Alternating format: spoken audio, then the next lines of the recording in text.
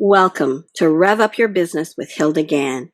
We are now in season 5, and we've changed the name and the focus of the podcast. Rev Up Your Business is the podcast for small to medium-sized business owners, entrepreneurs, and HR professionals. Each week, we share tips, strategies, and trends on how you can build success in your business. I share my expertise as a people-centric leader in work culture and human resources. My guests share their expertise in human resources, marketing, sales, finance, IT, leadership, and the multiple facets that you need to take care of your business. If you love to learn and want to find out how you can rev up your business, join us. Welcome to another episode of Rev Up Your Business. We are doing a post-pandemic series. Think about it. It's been about 4 years since the world was disrupted by the outbreak of COVID-19. What with life-threatening illnesses killing over 7 million people worldwide as of March the 5th, 2024, and over 703 million confirmed cases to date, this forced many businesses to work remotely for many years. So now we've returned to working and thinking about resuming the same old way of doing things. And if you're doing that, does that make sense? Is it realistic? So we've created a 6-part series to help you think about the changes that are happening and what you should be considering if you want to attract and retain your people. Joining me today are my colleagues, Dianne Clark and Neil Cosby. Welcome, Dianne and Neil. Pleasure to be here, Hilda. Thank you for having us. Good. Yes, Let me just tell you a Hilda. bit more about them and our series. We're going to be doing or have done sessions on transformation, the impact of AI, recruiting talent, engaging talent, wellness, mental health, and the work culture, and increasing productivity through communication. So let me tell you about Dianne and Neil. Dianne Clark is a PMP and a leading expert in creating collaborative spaces. She is the CEO of Trendspire Inc. Dianne has assisted countless public, private, and nonprofit organizations with strategic growth, helping them grow during uncertain times by empowering leaders with digital tools and strategies for informed and AI-driven decision-making. Neil Cosby is an HR consulting manager. He started his career as a social worker and became more business-oriented and got involved in human resources because he's passionate about it. He calls himself an HR nerd and has worked in various industries in private and not-for-profit sectors and in unionized and non-unionized workplaces. He's a true believer in the necessity of building solid HR infrastructure in an organization that aligns their overall business and organizational goals with this infrastructure. He's developed many organizations from the ground up using his wealth of knowledge, experience, and expertise in HR systems, recruitment, talent acquisition, health and safety, performance management, and labor and employee relationships. So we are going to have a conversation. This is not our advice for you, it is our opinion. But what we want to do is help you understand what's happening post-pandemic and what you can do to really build and recruit and retain your talent. So welcome, Dianne and Neil. So today we're focusing on talent and recruiting talent. It's been a difficult time, and I'm wondering if, Neil, you want to start off by kind of sharing some of the concerns people have when they are looking for talent right now. Yes, even before the pandemic, Hilda, we were experiencing a talent crisis, so to speak. Organizations were not able to meet their needs with the available applicant pool or lack of available applicant pool, if you, as some might see it. Now, this got exacerbated with the COVID and the pandemic, and then post-pandemic, it has really hit almost a crisis level. And it's not on one sector; it's across the board. Clients that I speak to in all sectors are relaying stories of not being first of all getting people, then getting qualified people, then you get them in the door, and then it's retaining them. for a period of time post-pandemic, I would say a year, there was even and some clients said this to me tongue in cheek, it's great when we hire somebody, that's 50% of the battle. The other 50% is making sure they show up on day one. And there was quite a few stories that I heard around that. So I think that lends itself to, organizations needed to adjust to the new realities of the post-pandemic, and there are quite a few variables as to possibly why that's happening. And there are some new strategies that can be implemented, and I'll just leave it at that for now. So, And I think this is the dilemma right now, is that things are really, really difficult. I was talking to somebody the other day, and she does screening, and before she wanted it 80% minimum on the test. And she says, they don't even get 50%, they get 40%. Like, I'd settle for 60 now. And that's mhm. that's the dilemma of it. Diane, you've probably hearing this out with your clients. What are you seeing? Oh yeah, definitely the same frustrations, but thinking of it as a candidate, and that's often what I'm trying to kind of perceive the differences and the challenges as a candidate. You have to, they're as busy as we are, and looking at many, many channels that they have to be aware of in order to apply for jobs. Now there's not just, you don't go to the paper for want ads, you go to several different places to see, and then every time you have to fill out different. So it does get to be challenging, and I think the process they get very um, frustrated and challenged with the process of applying for different jobs with different. So that's the process is hard, but also measuring the balance of what they want to see in their jobs as far as the pay that where things are very expensive, so they really want to meet certain pay standards for their own lifestyle to not just keep their own, but to keep afloat these days is a challenge for some. So there is that benchmark of what is a job paying, and is there opportunities to work remotely or, a few days a week? How far is the commute? There's so many factors, like Neil said, variables are so diverse, and the process on top of that. So I think I'm thinking of the challenge for candidates and to reduce that, and for companies to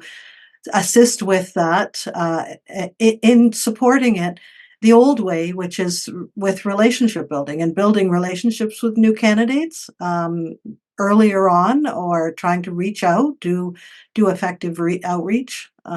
Those are ways that I work with employers. I'm finding, I think summarizing it, is what you said, creating good relationships. What makes it more difficult post pandemic is we were in that mode for 4 years. And people who maybe never left an organization because they were comfortable, or they were worried about job security and didn't want to move somewhere else, and because then they became more vulnerable to maybe being terminated early if there was a downturn. I think what happened is it gave people more comfort in being courageous, because they'd weathered 4 years or whatever length of time in COVID. So they say, well, we can manage. If something happens, if we decide to leave now, we can manage. We'll find something. So number one, you've got that experience now of having uncertainty. Number two, you're at home and you've suddenly found hobbies and realize where your passions are. You're learning about yourself.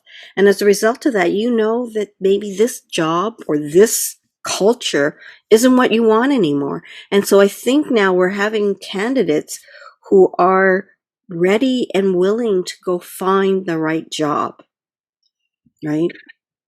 I would concur with that definitely, Hilda. Uh, people did a lot of navel gazing during COVID. We had a lot of time to think about what's important, and all that you have said is actually related to that. And the remote work that a lot of people crave, the ability to say, I don't want to work for one company. I want to work when I want to work. So the freelance, the gig economy, the ability to say, I want to see the world and I can work from a beach. The technology allows that to me. And all of that is directly related to COVID from my perspective. I like, Diane, how you kind of talked about we need to be more people centric. Like you talked about the candidate perspective. And I think as business owners and HR people, we need to say, put ourselves in those people's shoes so we know how to find them and how to connect with them. And maybe that's what we should talk about. What are some of the key strategies that we should be thinking about as HR professionals or business owners post pandemic? How do we attract that person now to come and work for our company?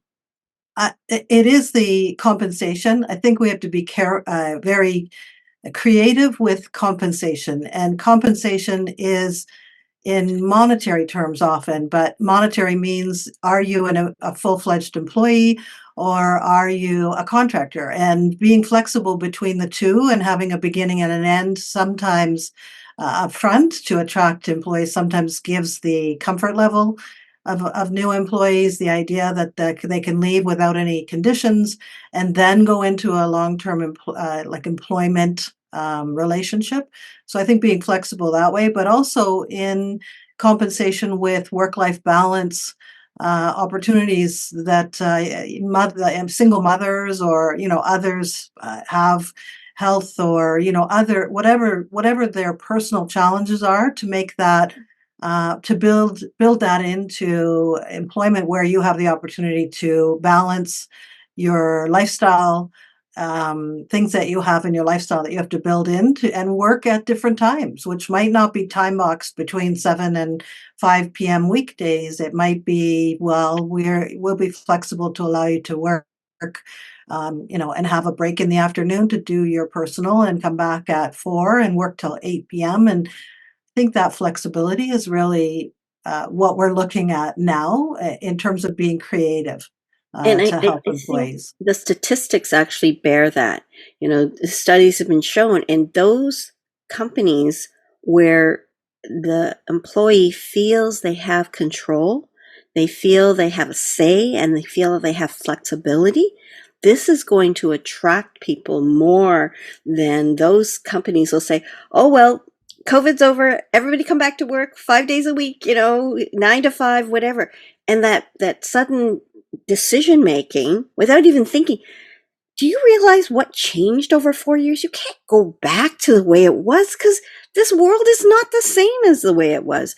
So when you provide that more people-centric approach, giving that flexibility, giving them control, that's where people want to say, I'm going to stay or I'm going to come to this organization because they're saying all the things that I need right now in terms of my life and how I can balance working world and personal life with that. And I also, think that, and this was important prior to COVID again, it's just become more of a spotlight. You talk about the ability of organizations to say, you want to work here. So part of the thing that they should be focusing on is what's your employee value proposition? What are employees saying about what is so good to work here? And you really have, and that would take a lot of what Diane is talking about in terms of developing the relationship with the employee. You have to start that even before they're even a candidate. Put that out on your website, about why you are an employer of choice. And more in Diane's world, I think, and I hear this a lot, is we're the individuals that grew up in the electronic age, like from start to finish, they represent more now. They are represented more now in the workforce, and they are looking at an individual say this again, an employer's technological capabilities, and if they're still in, as I quote one candidate that I worked with in the Stone Ages with technology, that's not going to be an attraction for people to want to work there. They want people with up-to-date technologies that make their work efficient, expedited, and the use of Excel spreadsheets is not popular for new candidates. And I leave Dianne to comment a little bit further on that. Yeah, no, it's true. Digital maturity is important to young candidates. They need to have the understanding that that these organizations are digitally savvy, and allow fewer meetings. The more collaborative tools that are available, they will go in knowing they have fewer meetings to go to, and I think that's all part of the perspective of candidates. The other thing is the old systems, where going to universities, if you're interested in candidates from university, then it does take effort to go to the universities to meet these newly graduating, and to entertain them with the idea that you have a good you have a good organization to join. You have to start that relationship building early.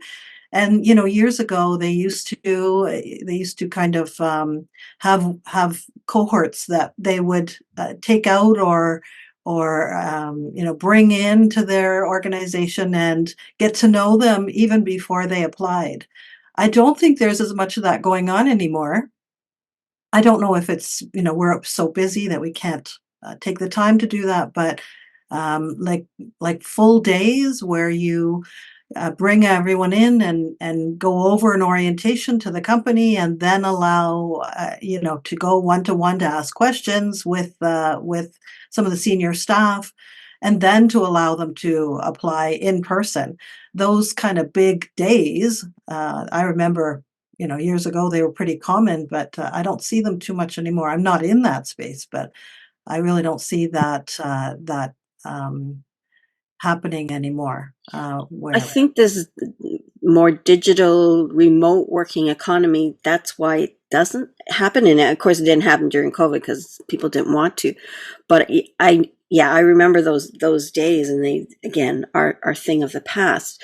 But how do you do that kind of sense of belonging and camaraderie? Because underlying it is creating trust. And we're going to talk about it later on more when we get into engagement. But how do you create that trust for a recruit? And part of it's branding. Part of it is creating that that reality that, oh, I want to join, this company because I heard that they have a great sense of making people feel like they belong, a sense of camaraderie, a sense of being able to be developed in my career. And I'll share my concept of Rev Up, which really relates to how do you build that trusting relationship. And the Rev Up principle does that. And for those who've heard it, fine, but those who may not hear it, Rev Up is a set of principles that really builds a we culture. And it stands for 5 words. Treat people with respect. Look at them as equals. And by equals, I mean your job is equally important as my job. And all of us together create that success. When you pull away one person's job, you're not going to succeed. V stands for valued, making them feel connected, making them feel that you care about them. U is uniqueness, looking at the strengths of individuals and tapping into that potential, nurturing their career by understanding that they're really good at this. Let's grow this, rather than looking at what they're not good at and complimenting to make them whole. Just make people shine where they're experts. That's how you help build a trusting relationship. I think all of those are really important principles to keep in mind. Um, How do we help business owners and HR professionals with some tips and strategies of how to overcome this? Every time I go to a networking event and I talk to somebody, that's their biggest headache is finding good staff. And we kind of alluded to that early, Neil, that candidate pool seems to be shrinking and shrinking and shrinking. And I remember going to Minneapolis for a conference, and people close sometimes during the week because they couldn't find people who are serving in the restaurant anymore. And I think, oh, right. During COVID, people realized I don't want to be a waiter. I can go start my own company instead and make more money than being a waiter. So much has happened. What strategies do we want to suggest to people to help them with this big headache that they have? So, from my perspective, you need a solid recruitment or talent acquisition strategy. And that includes not just getting them in the door, but after you get them in the door. So, to start with, and it's all of the good things that we used to talk about before that are really relevant now because it shows a level of organization. It really shows a level of professionalism. So, is your job description, which is critical for your job posting to attract people, is that up to date? Is it solid? And should your job posting should be a key marketing tool. It shouldn't be a boring, due to our growth, we are now seeking it. Have a little bit of jazz in there. We are a growing organization. We are innovative. If you like to have fun, then we want to hear from you. And again, incorporate some of those. I call it an employee value proposition. You call it branding. It's relatively the same thing Mm-hmm. about why you are an employer of choice. Just as the candidates are marketing themselves to you, you're marketing yourself to the candidates. And have struck this is nothing new, but it really again shows the level of how an organization views their candidates. Like you said, creating that rapport, Diane, that relationship. Be organized in your questions. Be organized in your process. Timely follow-ups. Feedback is essential. Be prepared as well, because a lot of candidates I'm hearing, they're asking questions, and they're asking a lot of questions. They're referring to, well, I see your Google reviews. There's a lot of good stuff out here. How do you explain these negative comments? So you've got to be prepared for that. That is the new age, that people are researching out the organization, finding out what's good, what's bad, what's ugly.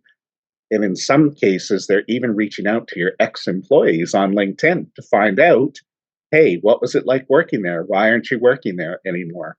So you have to be prepared for those seemingly tough questions to answer. You have to be prepared to put forward all the good things that you have about the organization. And I think that is also not just at the interview, it's the backup. When I have clients and I'm helping them develop their HR policies and procedures, etc., and culture, I go and I look at their website, and everything they're telling me, it's not on the website. Like if you've got a beautiful culture that you care about people, I go in your website and there's not a word for employees. And even your mission, vision, and values it's so motherhood. I'm skeptical about whether you do that. And the last thing I'll comment here is, when people get hired and they're sold a bill of wonderment of how great you are, and they show up the first day and somebody shows them to their workstation or phones them for 5 minutes and says, I'll send you the documents, get started. What are you telling them? All those courting things you did in the first 3-4 weeks of trying to bring me on, it just disappeared. And statistics will show is if you don't create an onboarding system that makes me feel valued, that makes me feel respected and welcomed on day one or within the first 2 weeks, they're gone. Mentally, they're starting to think, did I make a mistake? They told me this and it's not happening. They're going to start looking. And oftentimes people will be gone within 3 to 6 to a year. And you'll say, see, we hire people and they don't stay. Well, no, you didn't give them a reason to stay. You didn't make them feel important. And they realized they weren't going to go anywhere. All that promise was just vaporware. Yeah, I think we have to dispose of a lot of the formalities of the past too, with the influx of digital, with one button, recruiters, and part of business development, because employees coming in is business development. But if you have digital tools with one button that you press and it goes out to all the channels, and it can really you can really do so much more with digital, but it should empower the organization to be open for to have a number that people can call or an email that they can email ahead of any with questions. I mean, it used to be the formality was you never reach out, you just put an application in and then you wait for your interview. And that's kind of the process that's always been. And so people stick to that process. But really, why not? Why the formal application? Why not start the process and open the door early to answer questions, to have a webinar, where potential applicants can come in and talk to recruiters and senior staff, and really bring that hierarchy down so that engages your new recruits early on, and it disposes of the formal way that things used to be, and it brings the relationship up front. I think that's a way to do it, and definitely can be done in virtual ways with today's technology as well. The honeymoon period where we're putting on our best wares for the employees. Should not just be a honeymoon period. That should be throughout the employee life cycle, which gets lost in this as well. And I'm sorry, Hilda, I think I interrupted you as you were about to say something. And I think sometimes, as I alluded to earlier, they don't even get a honeymoon period. They just Agreed. I think people just get started right away, and they don't even make people feel valued right away. They just stick them in a workstation, or give them the information they need to work remotely, and that is not enough. Diana, I'm wondering if you can share a little bit more in terms of the digital part of recruiting, because I think some people are sitting in and listening and say, well, I'm only 10 people. Why should I buy? We can track it all on Excel. And people may not realize that there's software that could be for different sizes of organizations. So I would love you to kind of share this whole aspect of tracking as well as onboarding from a digital perspective. Yeah, certainly. So ATS, as recruiters know, applicant tracking systems, as they're referred to often, for recruiters and for recruiting the process, the digital process. What it does allow, it's like a CRM, a contact management system for the candidates that are interested in applying to your company. There are free versions, so you don't have to be a big company. You can be a small company. But what it does is it does allow you to not only manage the relationship, which is the contact with candidates, and then send them once they are hired, that you can put them into your employee database. It really is dedicated to the recruiting process.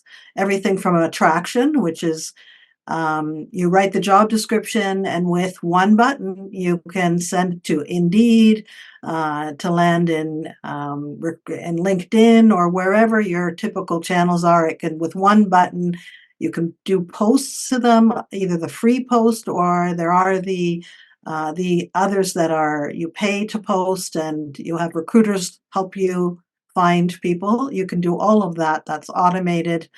And then the process of collecting resumes is also automated. You will be able to not scan resumes by reading them on paper. You will be able to do keyword searches, and it will find all the people that have applied that have that skill. That's the other thing I want to mention, the creativity of coloring outside the box with, I think, the flexibility of not always sticking to, well, they must have a university degree. There's individual differences are so vast right now that people can gain experience in different ways. So that's why an ATS is really good too, because it does take away the rigidity, the rigidness of the qualifications, and it allows you to do a keyword search, find those people that are maybe diamonds in the rough, and pull them out, and start to maybe court them and seek their interest in, are they interested in this? Maybe they're interested in a different role as well. Be open to those things. An ATS does allow you to do those things because it doesn't put everyone in one bucket. For one job, you're in that channel and that's where that folder goes. It goes away and you never see it.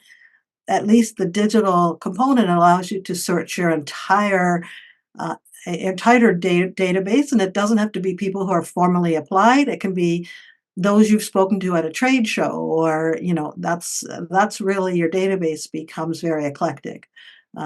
So not only is the process more effective, better, but the results are better in that you're able to reuse the information that you've collected in that recruiting process and reuse it when they're hired.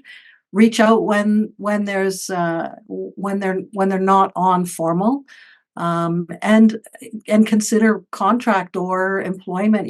It doesn't really matter in the ATS how they're paid.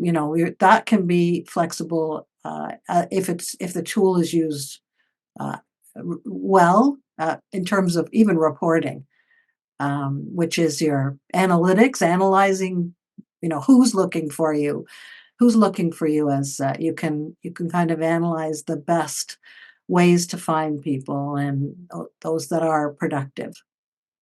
Makes One every thing, process one more thing I productive. wanted to emphasize that you said was when you look at a resume, don't just look at the checkoff boxes like the degree. And I think sometimes people have just wanted, well, I wanted 3 years. And I'm thinking, no, but see this. Like when you look at a resume, look at that entirely, looking for that uniqueness piece, because there are things that are said that really can extrapolate to this candidate will now be my office manager 3 years from now. I see that. And this is a true example, when somebody can open 10 stores in 3 months in 24-hour turnover time, what does that say about their organizational abilities, their ability to meet deadlines? Like, that's the making of my office manager. When I read that, that's what I saw. So take a resume and look at the entirety. And I remember one person saying, I would take this candidate over this candidate who's, the A student academic. And I said, why? He said, this person worked in a restaurant while going to school. What does that say about that person's client relationship building, their communication skills, their ability to prioritize, put that order in, make sure the appetizers come in, but time the meal. So these are the things that you're looking for. Hobbies. If you've got hobbies, or if you belong to leadership roles in university, what are these things saying to you? So I loved how you said that, and I wanted to reinforce that. Maybe the candidate pool is different than what you're looking for, and maybe it's still slim pickings, but look somewhere else. Did you want to say something too, Neil? Yeah, I also think that we need to look outside of the traditional, you know, I guess population group that we look for candidates. And recently there's been some legislative changes that are very good from my perspective. No longer are we able to say must have Canadian experience, and that to me has always been a form of discrimination, if I can say that. Well, I am saying it because it's true. Because there are a lot of roles that you don't need Canadian experience for. If you've done engineering in some other country, it's the same concepts here. So now that has been taken away, and I mean, quite frankly, uh, my experience with hiring, new Canadians, new people to Canada, it's been very successful, and they have just taken the opportunity and run with it and exceeded expectations. And it's like that along the whole diversity, equity, and inclusion spectrum. You give people an opportunity that have traditionally been denied, and they are more loyal, they are more committed, and you will get a lot more longevity out of them in terms of their tenure with you. So I think it's time. And this is not new. This is something we were saying pre-pandemic, but again, it now becomes even more important now with our our talent pools. not there. Plus the fact we have a negative growth rate in this country. That's been around for a while. We're not replacing the population through natural birth rates. So try this again. The need for immigration, the need for qualified individuals, the need for looking at other, types of individuals that we probably have not looked at in the past. It's very much necessary now. I really appreciate the comments that you've had. I would like to summarize it. We are in changing times. And if you are trying to go back to the same way you did things, that's not going to work as successfully as thinking where we have come through, thinking about the people out there now who are your potential employees, how they've evolved and changed, creating a more employee-centric organization that makes them welcomed right from the start so that they want to stay, that you attract people by creating a culture and putting it in websites, for example, so that they can find that this is a good place to work. These are the things that's going to help you. And using digital support to streamline it, to improve it, to make it more people-centric. And finally, that tip that we just talked about at the end is look at the resumes, look at your candidate pools in various ways that are different than before, because this may be the key to finding that talent that's going to work for you. So I want to just share, how do we get a hold of us? We've got Dianne, who's a digital expert, Neil and I, who are HR experts. Dianne, do you want to share our website and our contact? Yes, certainly. I'll share for general information and more. The Trendspire website is at Trendspire, TRENDSPIRE.com. Any email to Trendspire.com, which could be info@Trendspire.com, or any of our names at Trendspire.com will take us. Will be able to contact us. Good. Well, thank you, Dianne and Neil, for joining me today on our series on post-pandemic and helping people try to find and retain their best talent. So, and for those of you who are listening, give it a thumbs up, subscribe, and listen for our series of 6, because it will open your eyes, get you thinking about what you need to do to make your business more successful post-pandemic. Thank you for tuning in to Rev Up Your Business with Hilda Gan. Be sure to like, comment, and subscribe to our podcast on YouTube and Spotify to stay up to date with all of our latest episodes. For more HR tips, strategies, and to learn how you can create a people-centric workplace, visit our website at peoplebrightconsulting.com.